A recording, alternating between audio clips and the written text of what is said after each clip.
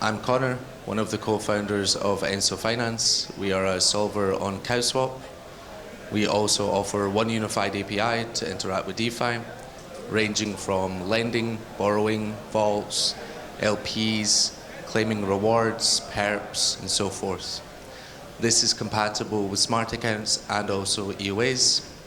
And we also offer a metadata service. So if you want to present to your users APY, TVL, logos, information related to a DeFi protocol, you can also leverage our API for this.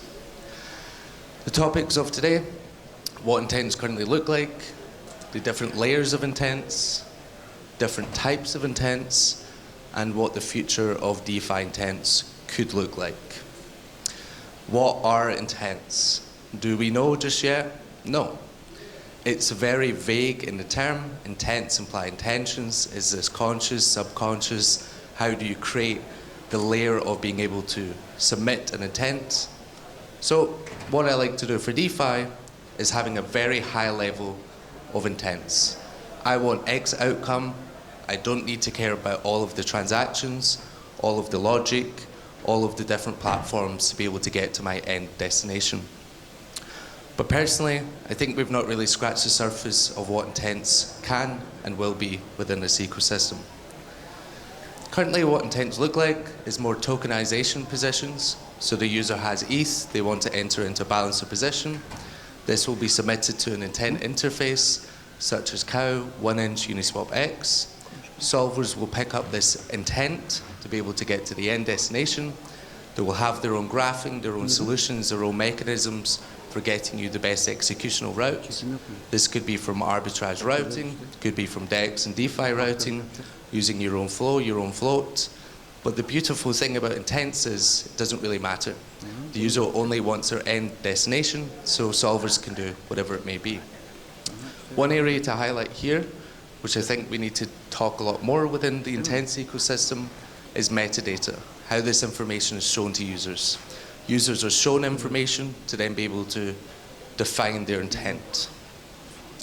Once this goes into an auction type, solvers will find their solutions, submit their call data into the auction. In this example, Enso was the #1 solver, and the call data gets simulated. This simulation will determine the token amount out, and then the call data will be executed. That's how the flow of intents currently is done. AviDAO done a very similar trade to this a couple of months ago. They wanted to use CowSwap, and they wanted to enter a balancer position with MAV protection, and we were the solver underneath for this. One of the benefits of intents in the current UX landscape, if I'm a user and I want to enter a Beefy vault, and I only know about Beefy, then I can just define my intent to get to this Beefy vault. Currently, without intents, they would need to know about all of the underlying protocols, such as your swapping protocol, balancer, Aura, to be able to get to your end destination. So a simple flow for this, to be able to get to this vault on Beefy, they would need to, one, approve their tokens for swapping, get these tokens, go to balancer, approve your tokens, deposit to get the balancer LP, and then take this LP and go to Aura, approve it and deposit to get your Aura LP, and then finally get to your end destination that you already knew where you wanted to get to, and approve your Aura LP to get your Beefy LP. You can see that this UX flow is not the best. Now with intents, you can just define your end destination, and the solver network will figure it out for you. Before, 8 transactions, 4 different UIs, now 1 UI, 1 transaction. What the future of intents looks like, CowSwap created kind of programmable orders for portfolio rebalancing, twapping, fee collection, collateral position managers. So within the tokenization sphere, you're able to do many other order types than just limit orders. The other area of intents that I see is also intents is metadata, how this is presented to the user. We have projects such as Lang Wallet building on top of Enso. They're building a text to speech and also speech to action, then plugging into a solver network underneath. There's different types of intents that could go. Right now, we are very focused on explicit intents. I have token A and I want token B. That's kind of the extent of where it has gone so far. However, there's more explicit intents, such as if APY drops to this level, then remove my position and deposit onto another protocol. So this is explicit because you're stating kind of what your end result would be.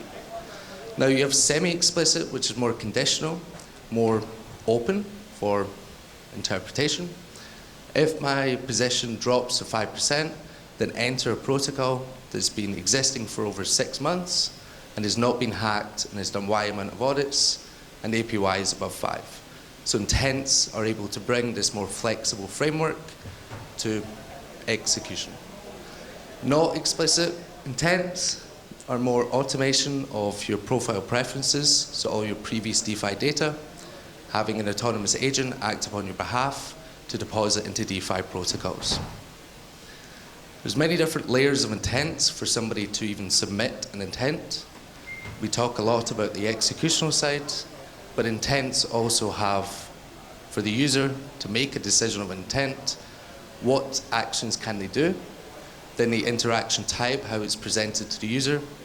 Is it a drop-down? Is it text to action? Is it a recommendation engine? And then all of the metadata related to this for the user to make their decision of an intent. On the metadata side, if you present to your user that a protocol has 10% APY and it only has 2, you're tricking them into making an intent of an execution. As soon as we start going more into the autonomous intent agents of saying once APY reaches 5%, maybe somebody maliciously will just hijack your source. So they'll hijack the DeFi Llama servers and they'll say it's 1% or it's 20%. So this autonomous intent agent will be using false information acting on your behalf. I see a future in this of having also an intent network, a validator network of metadata. So the interfaces that are building and having users interacting with intents are able to present the correct information. You could have a proof of stake system, a validator system, whatever it may be, so users are making informed decisions. So far, what we've done in intents is kind of tokenization. So tokenization versus state. If you interact with a protocol or a platform, you can transfer your token to another address, and then it can interact as well. State, if I interact with Liquidity directly, or I do borrowing, or I do staking, my interaction is associated with my address, so 0x1. I cannot transfer that to somebody else. So solvers right now mostly focus on tokenization. State is only possible with smart accounts. You can do delegation of state interactions with some protocols, but not all.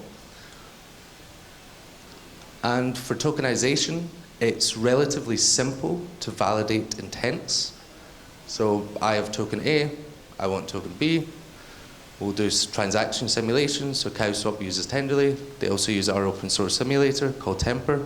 It's to temper your emotions before you put your call data on chain. It's built in Rust on top of Foundry. You can use it for free. And you can simulate your expected outcome with the call data that's being returned by solvers. State transitions, like I said, are a little bit more complex as the interaction is associated with the address of the protocol. Well, your EOA or smart account with the protocol. And you can't really do these state transitions with EOAs unless you transfer your private key to solvers, which is not a good idea. We can probably see that from Unibot. And who's to say the solvers will not delete your private key after they've done that state transition for you? So to be able to expand intents fully for DeFi, we need to start embracing smart accounts. And these smart accounts will be able to modify, the solvers will be able to modify your smart account state on the DeFi protocols. To do this, it's not going to be on-chain, it's going to be off-chain with transaction simulations. You're going to have different event listeners of, let's say, a network of simulators for state changes, approvals, balances, state overrides. As the solver network, we'll be able to interact fully with your smart account and control it, as intents is very open. We should also have this validation network also open. And the executor role on the smart account will be a solver or a solver network itself. Where Enso kind of comes into all of this is we offer one API for also state transitions and also tokenized routing with smart order routing. We also offer a metadata service with APY, TVL, pools, logos, URLs, and so forth. And for the state transitions, this opens up a lot more opportunities of, let's say, claiming all my rewards from these 10 protocols, selling these rewards into one token, and then depositing into another DeFi protocol. An example of a complex intent that we've recently done, IPOR wanted to be able to enter into a vault and a pool, receive IP tokens, stake these IP tokens with delegation, boosting the yield as well, and then you can continuously do this. So we call these static shortcuts. Static shortcuts, i.e. you want to interact with this protocol, but the underlying routing can be open.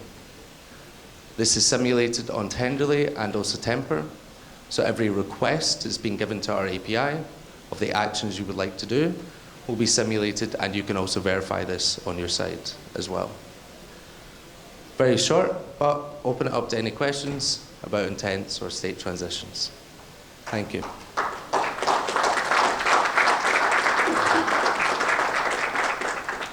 Thanks, Connor. Any questions? You got one? Okay.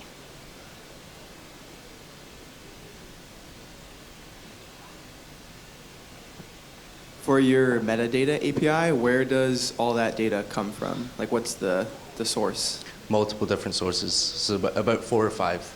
Gotcha. Yeah, but we recommend to also host your own metadata service, and then you can also verify it. That's why I created the proof-of-stake validator system. I don't know if anyone's working on this, but I think somebody should be. I see.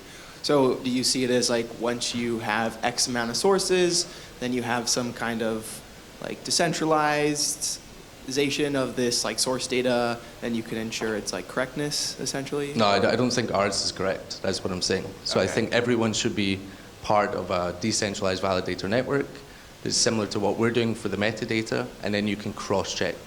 So if somebody requests for their interface, what's the TVL of this protocol, gets submitted, 5 different people like us are also plugging into 5 different sources. And then the request gets validated among all of them before it gets submitted back. The reason why this is more relevant is once you start going into autonomous keepers, doing intent, acting on other people's behalfs, using off-chain data, then you need a validator network like this. Cool. Any other questions? Can't really see, so. Kept it short for questions, come on. Okay, we'll call it there. So next talk, I think, is Uniswap. So I'll go get them, and I think that would start at 1:30. Should be right, yeah? So, okay, cool. I'll see y'all here then.